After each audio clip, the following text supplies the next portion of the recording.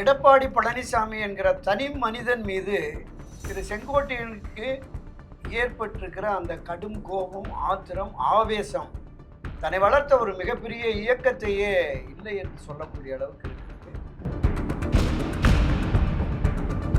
தாவேக்காவுடைய பொதுச் செயலாளர் திரு குஷி ஆனந்த் நிற்கிறாரு. அவருக்கு சால்வை போத்துறதுக்காக இவர் முயற்சி செஞ்சு அவர் அந்த பக்கம் திரும்பினனால அந்த சால்வையை போத்துட்டு இவரே அதுக்குள்ள போய் இணைஞ்சிருக்கிற மாதிரி ஒரு போட்டோலாம் பார்த்தோம். அப்போ எப்படி இருந்த ஆள் இப்படி ஆயிட்டார அப்படிங்கிற மாதிரி ஒரு எண்ணம் தோன்றுச்சு.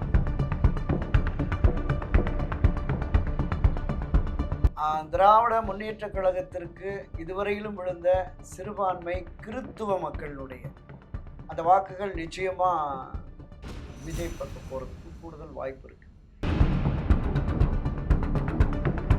திரு ஓபிஎஸ் அவர்களும் திருமதி சசிகலா அவர்களும் தனியா கட்சி ஆரம்பிச்சு செயல்பட போறதா ஒரு தகவல் இருக்கு. துரோகத்தோடு போய் துரோகம் கை சேர்ந்துருச்சு. திரு எடப்பாடி பழனிசாமி செய்ததை விட திரு டிடிவி தினகரன் செய்த துரோகம் அம்மாவுக்கு சின்னம்மாவுக்கு மோசமான துரோகம் அப்படிங்கிற மாதிரி பேச தொடங்கிட்டாங்க. அதாவது திரு ஓபிஎஸ் அவர்களும் சரி, திருமதி சசிகலா அவர்களும் அதிமுகவுடைய சின்னத்தை பெறுவதற்காக நான் வழக்கு போட்டிருக்காங்க. இந்த வழக்கு நடந்துட்டு இருக்கு. இந்த நிலையில எப்படி நீங்க ஒரு எதிரி மேல ஒரு வழக்கு போட்டிருக்கீங்க, எப்படி நீங்க போய் ஜாயின் பண்ணுவீங்க அவங்க கூட? இல்ல அவங்க எப்படி உங்களை சேர்த்துக்குவாங்க? திராவிட முன்னேற்ற கழகத்தோடு தான் நாம் கூட்டணியில் உறுதியாக இருக்கிறோம். டெல்லி தலைமை அறிவிக்கணும்ல, ராகுல் அறிவிக்கணும், இல்லை கார்கே அறிவிக்கணும், இல்லை சோனியா காந்தி அறிவிக்கணும், யாருமே இல்லை. இங்கிருந்து மீடியேட்டராக போன கனிமொழியாவது சொல்லணும், இல்லை நம்மளோட தான் இருக்காங்க, அவங்களும் சொல்லலை.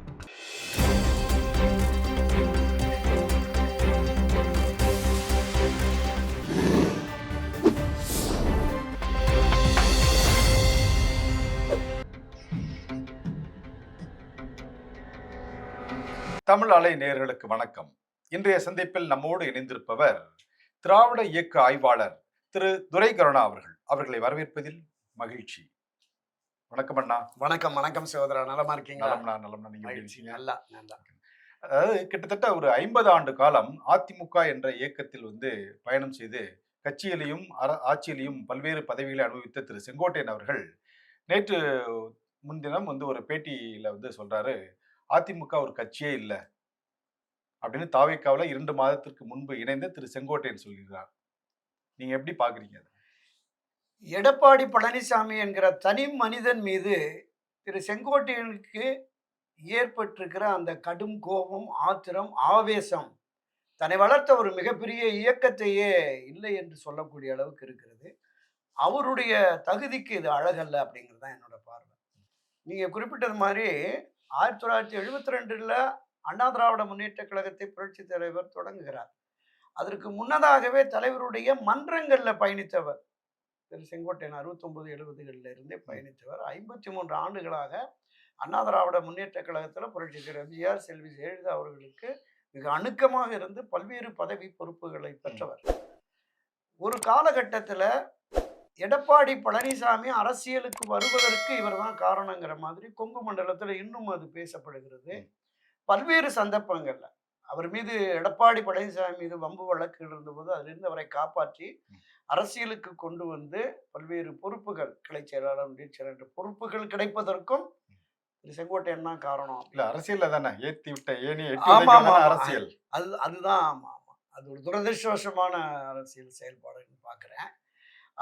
அப்படி தான் வளர்த்தெடுத்த ஒரு அரசியல் பிரமுகரே வளர்த்தகடா மார்பில் பாய்ந்ததுங்கிற மாதிரி நீங்க குறிப்பிட்டது மாதிரி அந்த ஏற்றிய ஏணியை எட்டி உதைக்கும் செயலில் எடப்பாடி பழனிசாமி ஈடுபட்டு விட்டாரே, இவருக்கு ஏதாவது நாம் பாடம் புகட்டணும். அப்படி இருந்தா அவரு திரு எடப்பாடி பழனிசாமி அவர்களை தானே விமர்சிச்சிருக்கணும். ஒரு கட்சியே இல்லை அப்படின்னு தன்னை வளர்த்து விட்ட கட்சியை பார்த்து சொல்லும்போது, லட்சக்கணக்கான தொண்டர்கள், கோடிக்கணக்கான தொண்டர்களை வச்சிருக்கக்கூடிய ஒரு பெரும் இயக்கத்திற்கு அது பெரிய இழிவு அல்லவா? தொடக்கத்தில் நான் அதுதான் பயன்படுத்தினேன். எடப்பாடி பழனிசாமி அதிமுகவின் பொதுச் செயலாளராக இப்போது இருக்கிறார். எப்போது வேண்டுமானாலும் அந்த பதவி போயிடும். ஆனால் நீங்க குறிப்பிட்டது மாதிரி 2 கோடிக்கும் மேற்பட்ட ஒரு மாபெரும் தொண்டர்கள் கொண்ட இயக்கம் இந்த இயக்கம். இந்த இயக்கத்தை தொடங்கிய பொன்மனச்செம்மல் புரட்சித் தலைவர் எம்ஜிஆர் அவர்கள் 1000 ஆண்டுகளை கடந்தும் இந்த அதிமுக நின்று நிலைத்திருக்கும் என்று பேசினார். அதைத் தொடர்ந்து ஒரு 30, 35 ஆண்டுகளாக அந்த கட்சியை கட்டி காப்பாற்றி வளர்த்தெடுத்த செல்வி ஜெயலலிதா அவர்களும் 100 ஆண்டுகளை கடந்தும் ஆட்சி அதிகாரத்திலே அதிமுக இருக்கும் என்று பேசினார். அதில் பயணித்த 53 ஆண்டுகளுக்கு மேலாக பயணித்து பல்வேறு பொறுப்புகளை பெற்ற திரு செங்கோட்டையன் அவர்கள் கருத்து என்பது நிச்சயம் எவராலும் ஏற்க முடியாது. பொது வெளிகள்ல சாதாரண மக்கள் கூட இந்த கருத்தை ஒப்புக்கொள்ள மாட்டார்கள். தனிப்பட்ட முறையில எடப்பாடி பழனிசாமி மீது நீங்க என்ன தாக்குதல் வேணாலும் குடுங்க. அவர விமர்சிங்க. ஆனால் தன்னை வளர்த்தெடுத்த ஒரு மாபெரும் இயக்கம். இந்த தமிழகத்தினுடைய ஆகப்பெரிய இயக்கம் அதிமுக. திமுகவை விடவும் தொண்டர்கள் பலம், நிர்வாகிகள் பலம், மக்கள் ஆதரவு கொண்ட ஒரு மாபெரும் இயக்கம். இப்போதைக்கு எடப்பாடி பழனிசாமி தலைமையில பலகீனமாக இருக்கலாம். ஆனால் எடப்பாடி பழனிசாமி இல்லாத ஒரு அதிமுக என்று வருகிற பொழுது எல்லோருமே விலகியவர்கள், விலக்கி வைக்கப்பட்டார்கள், அதிருப்தியாளர்கள் அனைவரும் ஒன்றிணைந்து வருகிற பொழுது மீண்டும் அது பலம் பெற்று வந்துடும். இன்றைக்கும் கூட யானை படுத்தாலும் குதிரை மட்டம்ங்கிற மாதிரி அதுதான் பெரிய கட்சியாக இருக்கிறது. அது அப்படி ஒரு கட்சியே இல்லை.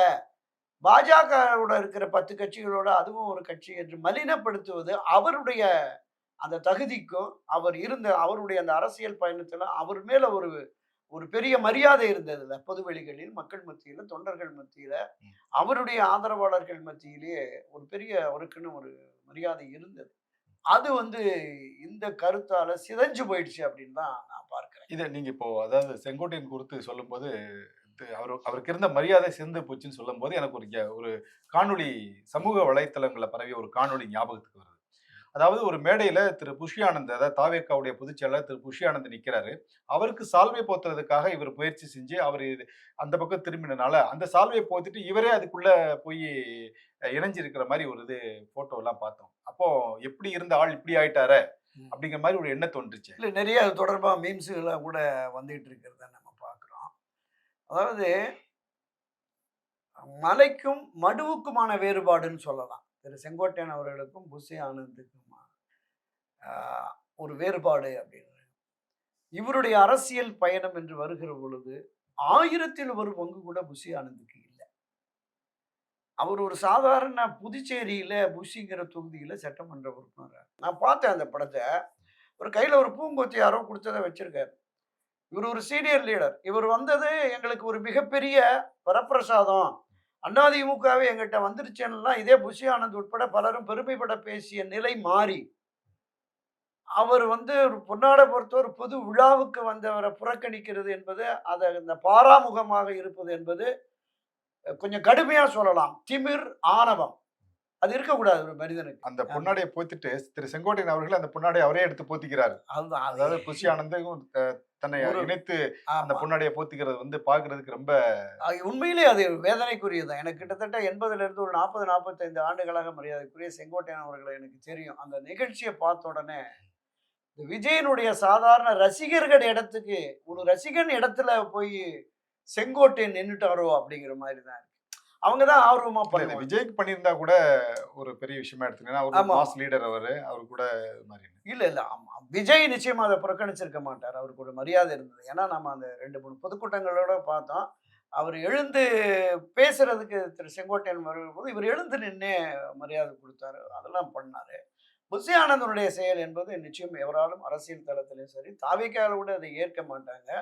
நானே நேரடியாக திரு செங்கோட்டையன் அவர்களுடைய பயணத்தை பார்த்திருக்கிறேன். ஏன்னா நான் ஒரு செய்தியாளராக இருக்கும்போது அவர் அதிமுகவுடைய பொதுச் செயலாளர் செல்வி ஜெயலலிதா அவருடைய தேர்தல் பிரச்சார பயணத்துல முதல் ஆளா நின்று போய் அந்த கூட்டத்தை ஆர்கனைஸ் பண்றதுல இருந்து அனைத்து விஷயங்களும் ஏற்பாடு செய்யறதைய திருமதி செல்வி ஜெயலலிதா அவர்கள் இவர் நேரடியாக கூப்பிட்டு பாராட்டினதை என்னுடைய நேரடியாக நான் பார்த்த அனுபவம் எனக்கு இருக்கு. நிச்சயமா நீங்க இதை சொல்லும்போது உண்மைக்கு எனக்கு வேதனையா தான் உண்மைதான். நிலை எவ்வளவு பெரிய ஆளுமை மிக்க தலைவர்கள்ட்ட இருந்துட்டு இன்னைக்கு ஒரு சாதாரண நிலையில் இருக்கிற ஒருத்தரோட போய் அவர் அரசியல் தலைவரை ஒத்துக்கவே முடியாது. புஷி ஆனந்த ஒரு ஜெயிச்சு மந்திரி ஆகட்டும், இன்னொரு 10, 30 வருஷம் கழிச்சு இருக்காரான்னு தெரியல, பார்த்துக்குவோம். அப்படிப்பட்ட ஒரு நிலையில் இருக்கிற ஒரு மனிதரோடு போய் இத்தனை பெரிய பொறுப்புகள்ல கட்சியினுடைய தலைமை செயலாளர், அமைப்பு செயலாளர், பொருளாளர், பல்வேறு பொறுப்புகள், மாவட்ட மாநில பொறுப்புகள் இருந்திருக்கிறாரு, அமைச்சராக பதவி வைத்திருக்கிறாரு. அவர் போய் இப்படி நின்னது என்பது உண்மையிலேயே அவரை அறிந்த அண்ணா திராவிட முன்னேற்ற கழகத்தில் இன்னும் பயணித்துக் கொண்டிருக்கிற பல லட்சக்கணக்கானோர் வேதனை. இப்படி ஒரு மனிதனுக்கு ஒரு நிலையா யாரையோ எதிர்த்து களமாடுவதற்காக போகிறேன் என்று சொல்லி அங்க மரியாதை குறைவு ஏற்பட்டு விட்டதே அப்படிங்கிறது வேதனை எல்லோருக்குமே இருக்கிறது. இனிமேலாவது தன்னுடைய தகுதியை, திறமையை உணர்ந்து அவர் செயல்படணும் என்பதுதான் என்னுடைய பணிவான வேண்டுகோளாக திரு செங்கோட்டையனுக்கு வைக்கிறேன். ஓகேங்க. திரு டிடிவி தினகரன் அவர்கள் ஒரு பேட்டியில சொல்றாரு, தாவேக்காவும் அதனுடைய தலைவர் விஜயினாலையும் அதிகமா பாதிக்கப்பட போவது திமுக தான். ஏன்னா அந்த சிறுபான்மையினர் ஓட்டுகளை வந்து தாவேக்கா பிரிக்கிறதுனால அது அதிமுகவுக்கோ தேசிய ஜனநாயக கூட்டணிக்கோ எந்த விதமான பாதிப்பு இல்ல, பிளஸ் தான் அப்படிங்கிறார். எப்படி பாக்குறீங்க நீங்க? இல்ல இப்ப திராவிட முன்னேற்ற கழகம் ஆட்சி கட்சியா இருக்கிறது. அதோடு கூட்டணி சேர்ந்திருக்கிற கட்சிகள் பிரச்சனைகள் இருந்தாலும் கூட அந்த பிரச்சனைகளை தீர்த்து நாங்கள் ஒன்றுபட்டு களம் காண்போம் அப்படின்னு சொல்லிடுறாங்க. திராவிட முன்னேற்ற கழகத்திற்கு இதுவரையிலும் விழுந்த சிறுபான்மை கிறித்துவ மக்களினுடைய அந்த வாக்குகள் நிச்சயமா விஜய் பக்கம் போறதுக்கு கூடுதல் வாய்ப்பு இருக்கு. இப்போதே கூட பல கிறித்துவ தேவாலயங்கள்ல தீர்மானங்களே போடுறாங்க. விஜய்க்கு ஆதரவா? 2026ல விஜய்க்கு தான் வாக்களிக்கணும். பொதுவாகவே இந்த சிறுபான்மை மக்களினுடைய அந்த அமைப்பு ஒரு உத்தரவு போட்டுருச்சுன்னா, அதை வந்து தெய்வ வாக்காக கருதி கியூல நின்னு ஓட்டு போட்டுருவாங்க. அதனால அந்த கருத்து என்பது சிறுபான்மை மக்களுடைய வாக்குகள் திமுகவிற்கு குறையும். அதுல எந்த மாற்று கருத்துமே இல்ல. இப்ப திராவிட முன்னேற்றக் கழகம் ஒரு 40, 42% வாக்குகள் வாங்கிருச்சுன்னு சொன்னா, அவங்க வெற்றி உறுதிப்படுத்தப்பட்டுவிடும். இப்ப திமுகவினுடைய ஆதரவு கட்சிகள் அவருக்கு இப்ப செய்திருக்கிற அந்த 1, 2 ஆட்சி ரீதியாகவும், கட்சி ரீதியாகவும் சென்று சேருகிற உதவிகள், இது ஒரு 5, 10% வந்ததுன்னா அவங்களுக்கு வெற்றி நிச்சயம். அப்ப ஆட்சி கட்சிக்கான ஆதரவு வாக்குகள், அந்த திமுகவின் வாக்குகள், மக்களில் ஒரு 10%, 5% வாக்குகள் வருகிற போது வெற்றி உறுதியாயிரும். எதிர் வாக்குகள் பிரியும். அதிமுக, என்டிஏ கூட்டணி என்பது ஒரு தனியா ஒரு பிரியும். தாவேகாவும் வாக்குகளை பிரிக்கும். நாம் தமிழர் இயக்கம், சீமானுடைய இயக்கம் வாக்குகளை பிரிக்கும். அப்ப ஒரு 40, 45% அந்த பக்கம் விழுந்து, மீதம் உள்ள அந்த 55% தான் இவங்க எல்லாருமே பிரிச்சுக்கணும். ஒரு 28, 30 அதிமுகவுக்கு இவர் ஒரு 10, அவர் ஒரு 10ன்னு ஆளுக்கு பிரிகிற பொழுது, எளிதாக திமுக ஆட்சிக்கு வந்துடும். பாதிப்பு என்பது வாக்கு சதவீதத்துல குறைவு ஏற்படலாம். ஆனாலும் வெற்றி என்று வருகிற பொழுது, திமுக வெற்றியை தடுக்கக்கூடிய அளவிற்கு தாவேக அணிக்கோ, இப்போது இருக்கிற இந்த நிலையில் இருக்கிற அந்த அதிமுக அணிக்கோ வாய்ப்பே இல்லை. ஆட்சி மாற்றத்தை கொண்டு வருகிற வாய்ப்பே இல்லை என்பதுதான் கள யதார்த்தமாக இருக்கிறது. இன்னும் வலுவான கூட்டணி அப்படிங்கிற மாதிரி எல்லாம் பேசுறாங்க. இதுல நம்ம இன்னொரு ஆப்ஷனும் பார்க்கணும். தினகரன் கூட சொன்னா இன்னும் சில கட்சிகள் எங்களோட வந்து இணைய இருக்கிறாங்க அப்படின்னு சொல்லி. ஆமா அது அவர் பேசிக்கிட்டு இருக்காங்க. அதற்கான முயற்சியில எடப்பாடி பழனிசாமியும் ஈடுபடுகிறார் அப்படின்னு சொல்றாங்க. அவர் அந்த 2024ல சொன்ன மெகா கூட்டணியை இப்ப கட்டமைச்சிருக்கோம் அப்படிங்கிற மாதிரி பேசிட்டு இருக்காங்க. ஆனால் இப்போதைய சூழல்ல திராவிட முன்னேற்ற கழகம் மிக தீவிரமாக களம் இறங்கிருச்சு. ஒரு தொகுதிக்கு 25 கோடி 30 கோடின்னு டம்ப் பண்ணிட்டாங்க. வாக்காளர்களுக்கு 1000 2000 பணம் கொடுக்குற அளவுக்கு அவங்க இறங்கிட்டாங்க. நான் பல பதிவுகளை நம்ம குறிப்பிட்டதுதான். சாதாரண கிளை செயலாளர் இருந்து நகரம், ஒன்றியம், பேரூர், மாவட்டம், மாநிலம் போயிட்டாங்க. பல்வேறு குழுக்கள், மாநில குழு, மண்டல குழு, தொகுதி குழுன்னு குழுக்கள், இவர்களை கண்காணிக்க அமைச்சர்கள் ஒரு தொகுதி 10 தொகுதி 12 தொகுதின்னு ஒப்படைச்சிட்டாங்க.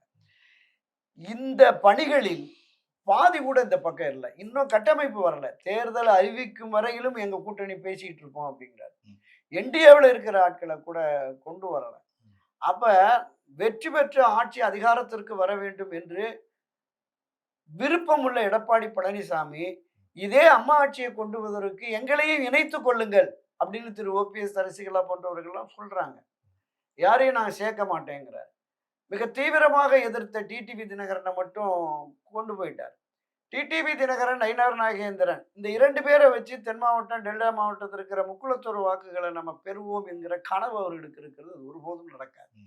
திரு ஓபிஎஸ், திருமதி சசிகலாவுக்கு இருக்கிற அந்த வாக்கு சதவீத ஆதரவு என்பது திரு டிடிவி தினகரனுக்கு இல்லை, திரு நயினார் நாகேந்திரனுக்கும் இல்லை. டிடிவி தினகரன் மிக கடுமையாக எடப்பாடி பழனிசாமியை விமர்சித்து விட்டு அங்கு போய் அந்த கூட்டணியில இணைந்தது என்பது அந்த மாநில, மாவட்ட பொறுப்புகள்ல இருக்கிற முன்னாள் எம்பி, முன்னாள் எம்எல்ஏக்கள் கிட்டத்தட்ட 60-70% பேருக்கு இல்ல நீங்க குறிப்பிடுற மாரி திரு ஓபிஎஸ் அவர்களுக்கும், திருமதி சசிகலா அவர்களுக்கும் அந்த வாக்கு வங்கி அப்படியே இருக்கா?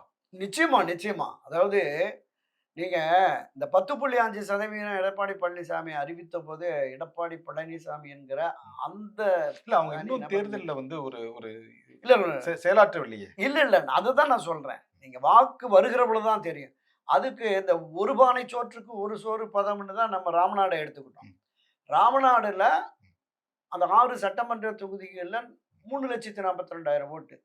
அப்ப ஒரு 60, 62,000 ஓட்டு ஒவ்வொரு சட்டமன்ற தொகுதிக்கும் அவருக்கு கிடைச்சிருக்கு. இல்ல அத கூட சொல்றாங்க. அது வந்து பாஜகவுக்கான வாக்கு வங்கி. நான் சொல்றேன். அப்ப இந்த 65% இருக்குல்ல, பாமக, அமமுக வாக்கு வங்கின்னு பாதி எடுத்துருங்க. ம்.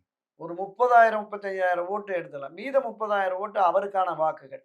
இந்த 30,000 ஓட்டுலயும் 6ல ஒரு பங்கு எடுத்துக்கங்க. 5,000 ஓட்டு.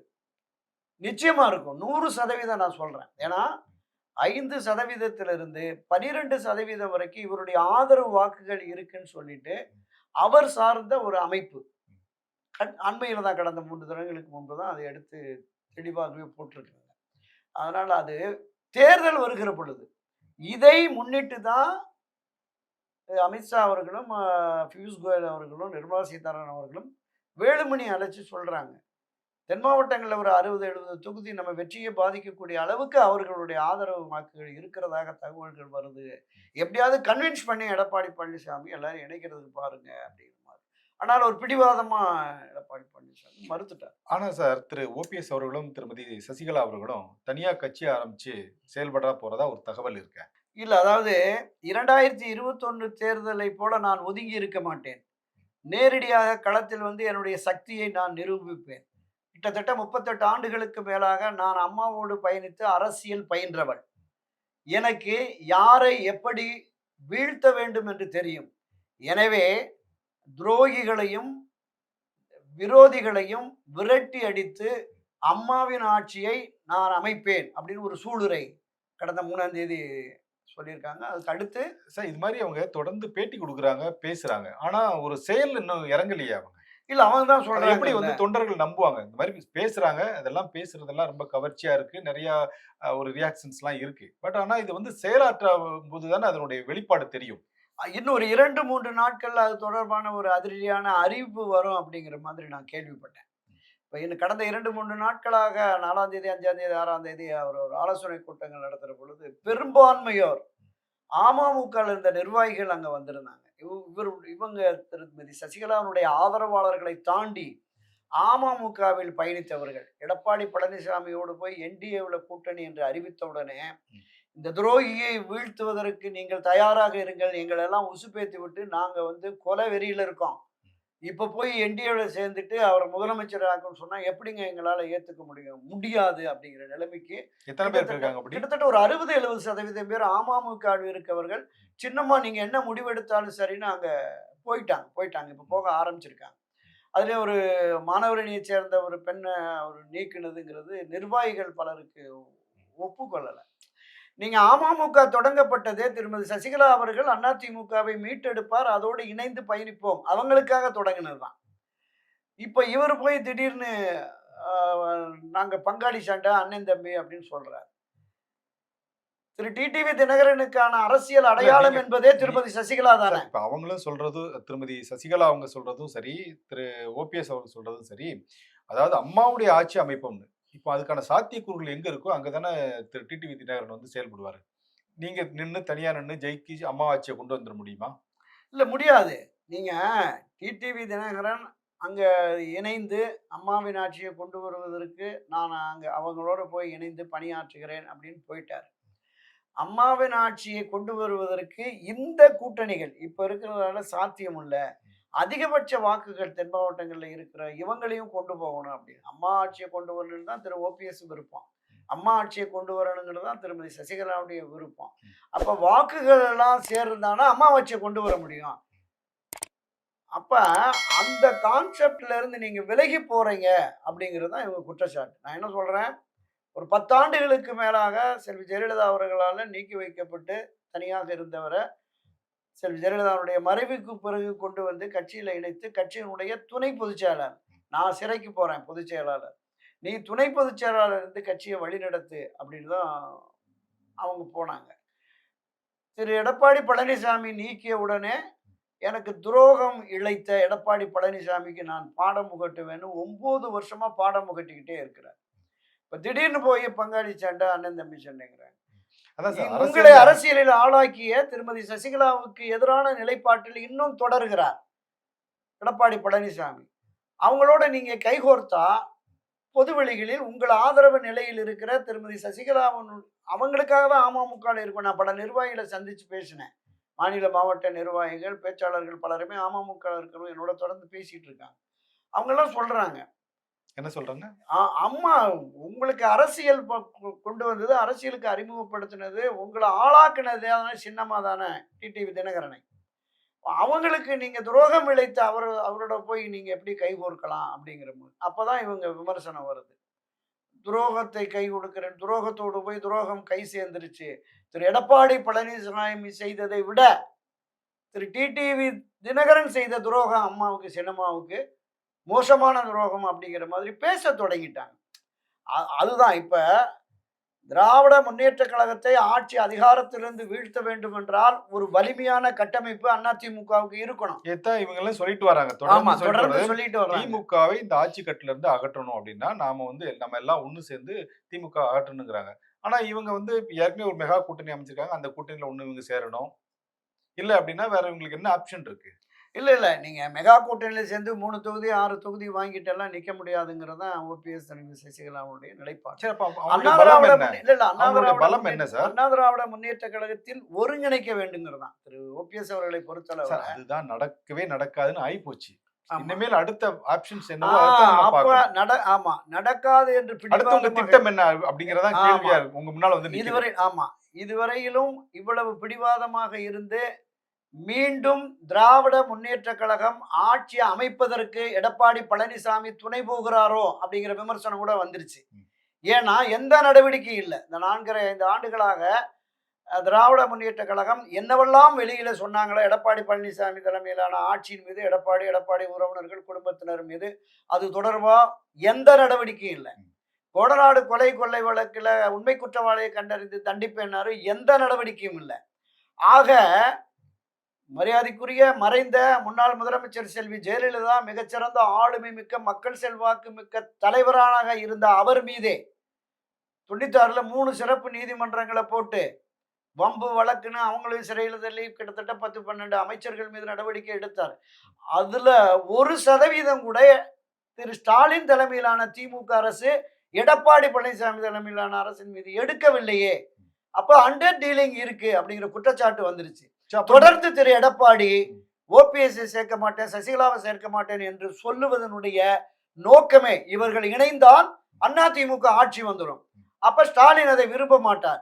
நாம கிட்ட கட்சி இருக்கட்டும், நாம எதிர்கட்சியாகவே இருப்போம், அதிமுக பொதுச் செயலாளர் நாம இருப்போம் என்கிற நிலைப்பாட்டுக்கு எடப்பாடி வந்து விட்டாரோ என்கிற சந்தேகம் அண்ணா திராவிட முன்னேற்ற கழகத்துல பயணிக்கிற பலரிடமும் இருக்கிறது. தொண்டர்கள் முதல் நிர்வாகிகள் வரையிலும் இருக்கிறது. உங்ககிட்ட ஒரு மூத்த பத்திரிகையாளர், அதுபோக நீங்க திராவிட இயக்கத்தினுடைய ஆய்வாளராக இருக்கனால உங்ககிட்ட நான் கேள்வி கேட்கிறேன். அதாவது திரு ஓபிஎஸ் அவர்களும் சரி, திருமதி சசிகலா அவர்களும் அதிமுகவுடைய சின்னத்தை பெறுவதற்காக வழக்கு போட்டிருக்காங்க. இந்த வழக்கு நடந்துட்டு இருக்கு. இந்த நிலையில எப்படி நீங்க ஒரு எதிரி மேல ஒரு வழக்கு போட்டிருக்கீங்க, எப்படி நீங்க போய் ஜாயின் பண்ணுவீங்க அவங்க கூட? இல்ல அவங்க எப்படி உங்களை சேர்த்துக்குவாங்க?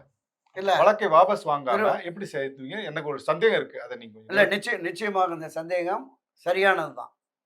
இப்போ அனைவரையும் இணைத்துக் கொள்வது என்கிற முடிவுக்கு இன்றைய பொதுச் செயலாளர் எடப்பாடி பழனிசாமி அது தொடர்பான ஒரு அறிவிப்பை வெளியிட்டு விட்டால் அவங்க எல்லோருமே அமர்ந்து பேசி, கட்சி முக்கியம், கட்சியின் நலன் முக்கியம், கட்சியின் எதிர்காலம் முக்கியம், கட்சி வெற்றி பெற்று ஆட்சி அதிகாரத்திற்கு வர வேண்டும் என்றால் எல்லோரும் விட்டு கொடுத்து போவோம் அப்படிங்கிற மாதிரி அந்த நிலைப்பாட்டுக்கு வந்த அடுத்த வினாடியே கட்சியை இணைப்பது, இவருடைய உரிமை மீட்பு கழகத்தை ஓபிஎஸ் இணைப்பது என்கிற நிலைப்பாடு.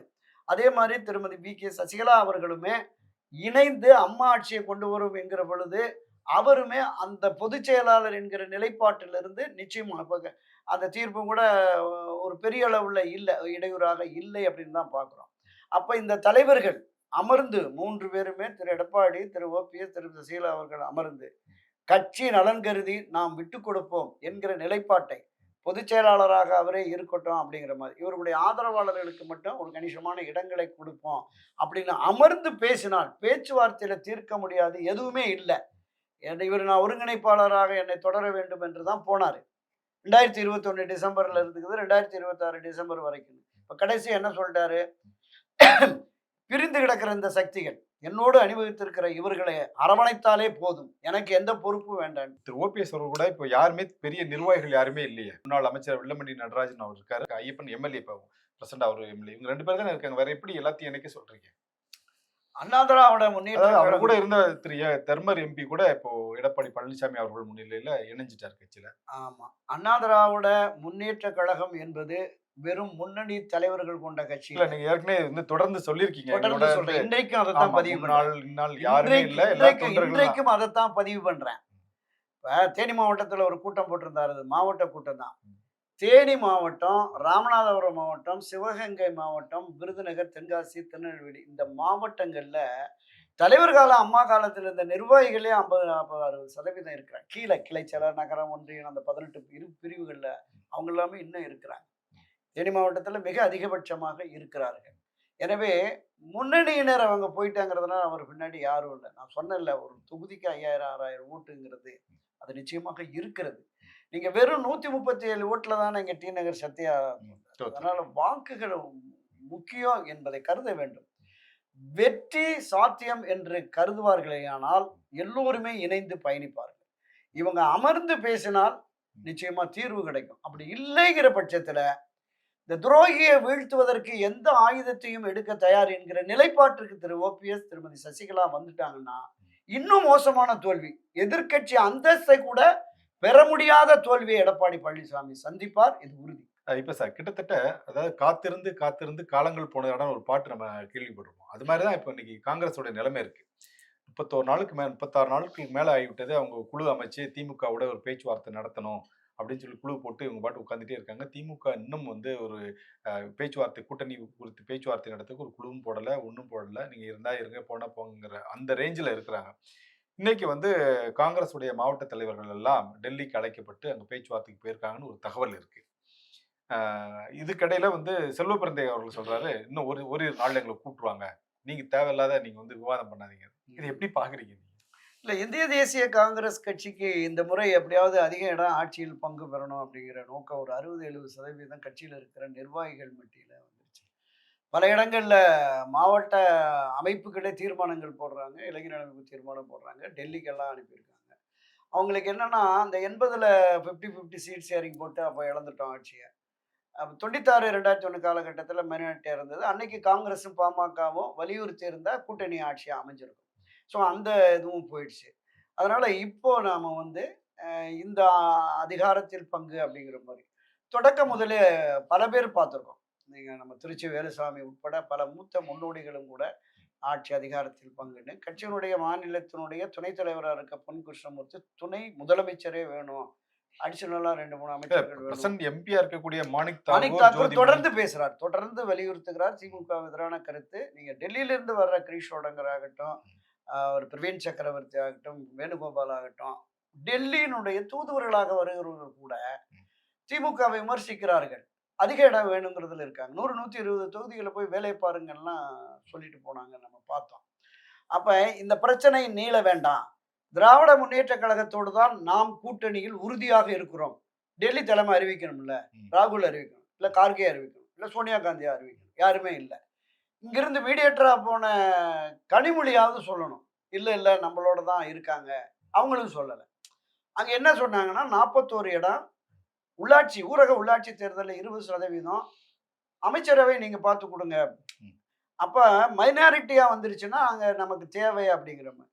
காங்கிரஸுக்கே 40, மிச்சம் கிட்டத்தட்ட இருக்கிற கட்சிகளுக்கு போட்டால் அது ஒரு 35-40 வந்துடும். ஒரு 80-90 தொகுதிக்கு போடுற போது 100-140 இடங்கள்ல நின்று தனி மெஜாரிட்டி வர முடியாதுங்கிற ஒரு சிக்கலை காங்கிரஸ் உருவாக்குதோ அப்படிங்கிற மாதிரி ஒரு பார்வை இருக்கு.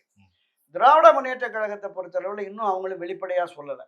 காங்கிரஸுடைய விமர்சனங்களை ஆர்எஸ் பாரதி மாதிரி உட்பட டி.கே. சீலமன் மாதிரி சிலர் விமர்சிக்கிறாங்க. எல்லாம் தலைமை பார்த்துக்கிறோம் அப்படின்னு கடந்து போயிடுறாங்க.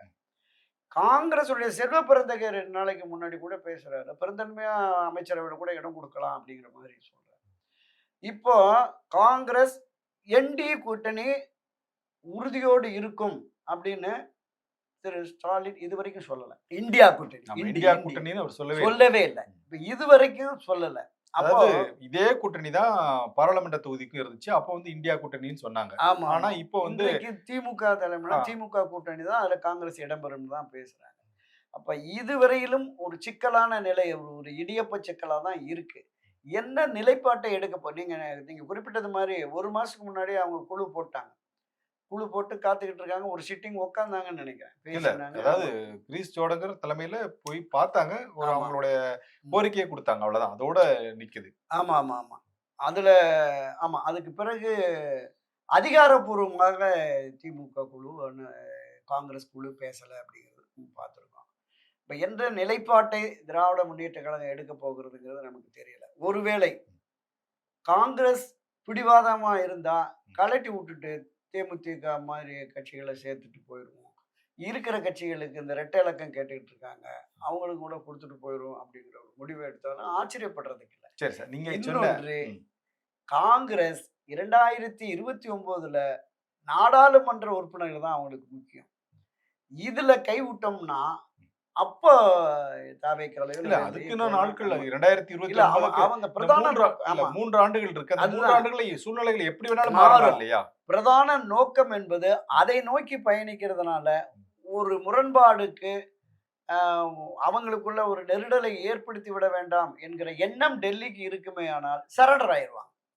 இல்ல நீங்க நீங்க சொல்றத குறிப்பிட்டு சொல்றத வச்சு பார்த்தா கூட, இப்ப கடந்த நாடாளுமன்ற கூடி நடந்துட்டு இருக்கும்போது கூட, அ காங்கிரஸ் கட்சியை வந்து அந்த காங்கிரஸ் எம்பி சஸ்பெண்ட் பண்ணப்படுறார். கம்யூனிஸ்ட் எம்பி சஸ்பெண்ட் பண்ணப்படுறார். ஆனா திமுக எம்பிலாம் அன்னைக்கு அமைதியா தானே இருந்தாங்க.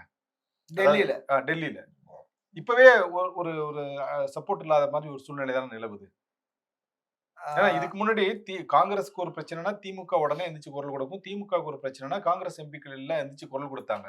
பட் இடையில நடந்த இப்போ கடந்த வாரம் நடந்த நாடாளுமன்ற நிகழ்வுல திமுக எம்பிக்கள் யாரும் அந்த அளவுக்கு தன்னை உள்ள நுழைச்சுக்கல, காட்டுக்கல அப்படிங்கிறது கொஞ்சம் ஓரமா ஒதுங்கி இருக்கிற நிச்சயமா, மாரியே நிச்சயமா. தெரியுது. என்னன்னா, இந்த காங்கிரஸினுடைய அணுகுமுறை, காங்கிரஸ் கொடுக்கிற அழுத்தம் என்பது திமுகவில் பயணிக்கிற எல்லோருக்குமே கடுமையான கோபத்தையும், ஆத்திரத்தையும் உருவாக்கியிருக்கு. அதனுடைய வெளிப்பாடு தான் நாடாளுமன்றத்தில நீங்க சொன்ன அந்த விஷயத்த நம்ம பார்க்கிறோம். ஏன்னா, எந்த ஒரு பிரச்சனையானாலும் காங்கிரஸும், திமுகவும் கைகோர்த்து தான் அங்க ஆர்ப்பாட்டம், போராட்டம், அமளி, துமளி வெளியில வந்தது எல்லாமே பண்ணுனாங்க. இப்ப இந்த விஷயத்துல இந்த சஸ்பெண்ட் பண்ணதுல கூட இவங்க யாருமே திமுக ஆட்கள் வரல. இன்னொன்று திமுக வந்து தொடக்க முதலே டெல்லி பாலிடிக்ஸ் தனியா அதாவது சார், ஒரு இவங்க ஆதரவு பிரதமர முற்றுகையிடும்போது கூட, காங்கிரஸ் கட்சியினுடைய சுதா, ஜோதிமணி இவங்க தான் போய் முற்றுகையிட்டாங்களா? திமுகவுல இருக்கக்கூடிய கனிமொழியோ, தமிழச்சி தமிழ். தங்கபாண்டியனோ, ம். இல்ல க டாக்டர் கனிமொழி இன்னொருத்தவங்க ஆமா, அவங்களோ ஆமா. யாருமே போய் முற்றுகையிடலையே! அதுதான் சொல்றேன். காங்கிரஸ் மீதான அந்த பார்வை என்பது திமுகவுக்கு ஒரு அதிருப்தியை குடுத்துருச்சு. அவங்களுடைய அழுத்தம் மூலம் இந்த பிடிவாத போக்கு என்பதும் இல்ல. டெல்லியும் இவர்கள சுதந்திரமா விட்டுட்டாங்க. இங்க இருக்கிற தமிழ்நாடு காங்கிரஸ் கமிட்டியினுடைய நிர்வாகிகள் செல்வ பெருந்தகை தவிர்த்து சட்டமன்ற காங்கிரஸ் தலைவர் ராஜேஷ்குமார் உட்பட பலருமே திமுக எதிர்நிலையில்.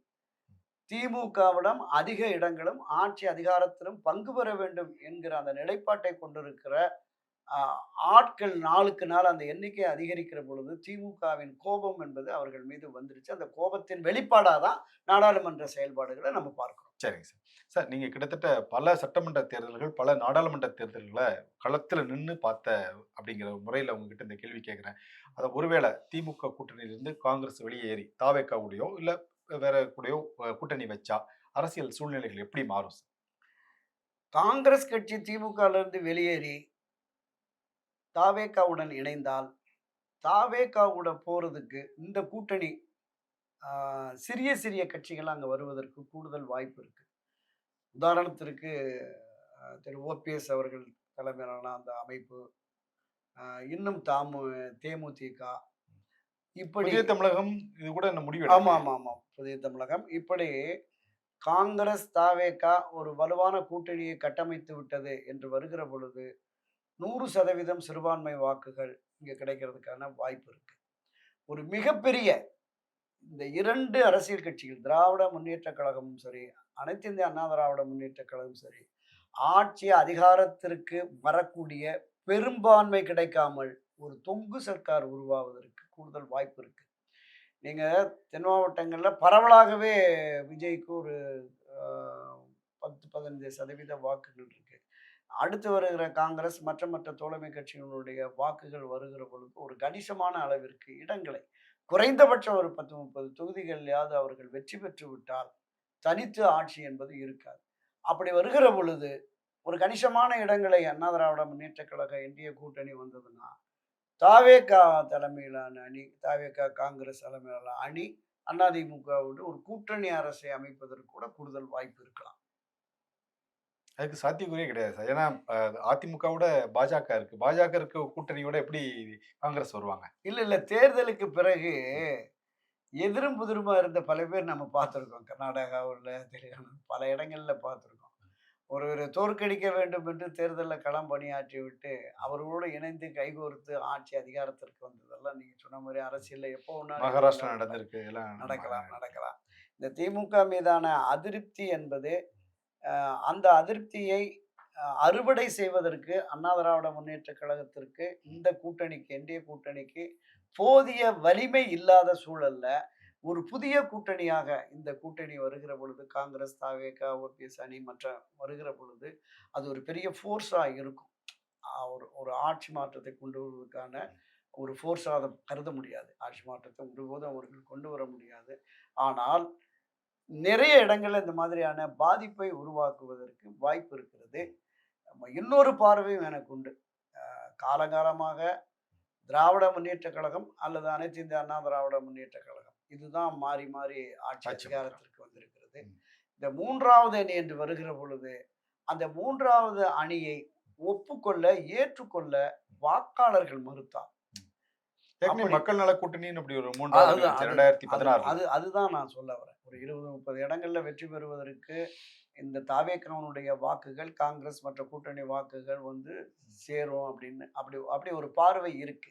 இன்னொரு பார்வை, ஆட்சி மாற்றத்தை கொண்டு வருவதற்கான வலிமை இந்த தாவேகா காங்கிரஸ் கூட்டணிக்கு இல்லை என்று வாக்காளர்கள் மக்கள் கருதுவார்களே. ஆனால் திமுக மறுபடியும் வந்ததற்கான வாய்ப்பு, குறைந்தபட்சம் தொகுதிகளையாவது கைப்பற்றி வருவதற்கான வாய்ப்பு இருக்கு. பிரதான எதிர்க்கட்சி வலிமை குன்றி இருப்பதால் இவங்களும் போயிட்டாங்க. 1, 2 கட்சி இவர்களோடு இருக்கிறவர்களும் அந்த பக்கம் போயிட்டாங்கன்னா, இது நிச்சயமா அதிமுக என்டிஏ கூட்டணிக்கு ஒரு பெரிய தோல்வி தான் அமையும். ஆட்சி மாற்றத்தை விரும்புகிற வாக்காளர்களுடைய மனநிலை எப்படி இருக்கிறது அப்படிங்கிறத நமது தேர்தல் தான் பார்க்க முடியும். தொடர்ந்து பேசுவோம் சார். நன்றி. நன்றி.